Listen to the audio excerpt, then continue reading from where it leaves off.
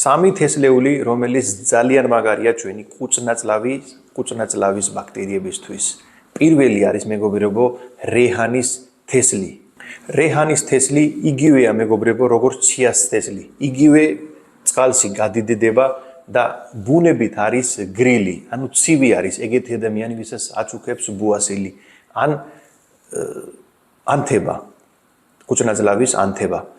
ზუსტად წიას თესლისნაირი მიგება არის, ანთების საწინააღმდეგო არის, კარგი ბაქტერიების ერთ-ერთი საწმელი. მეორე არის სელის თესლი, რომელიც სავსე არის პრებიოტიკებით და ლიგნენსებით. დაგეხმარება ანთების პროცესი, სიამცირო და მეორე დღე ადამიანი, ვისაც აწუხებს კაბზობა, რომ ადვილად გავიდე კუჭ. მესამე არის წერეწოს თესლი. წერეწოს თესლი არის ბუნებრივი ანტისპაზმური.